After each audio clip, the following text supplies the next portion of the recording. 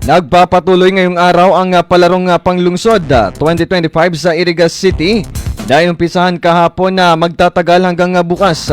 Ayon kay SDS Mariano B. D. Guzman, seso 5 ang mga mananalo sa palarong panglungsod ay ilalaban sa palarong Bicol. Pakinggan natin ang naging parte ng payag ni Superintendent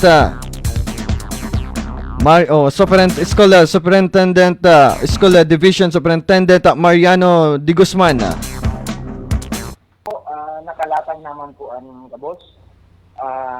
Iba-ibang venue po kan kumuyang kawat, pero kadasihan po di kimang kiraray sa Irigas City Sports Complex. Apa. Ito pong swimming pool sana na gagamitin ninangon yan. May mga waiting time pala nyo, so pag kang water. Kaya magagamit ni siya pag dumana sa concentration. Kasi diretso na po yan. Hindi na magiging pambato sa palarong Bicol. Yan po, nakalatag naman po.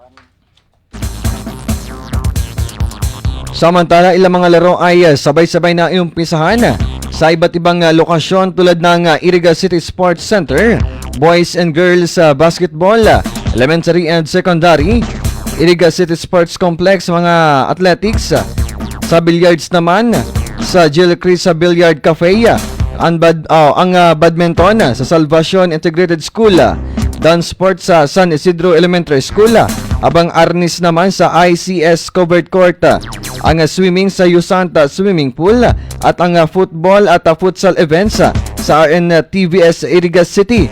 Habang ngayong araw naman isinagawa ang Arnis, Runs event at iba pang laro sa Irigas Central School na nilahukan ng mga elementarya at sekundarya.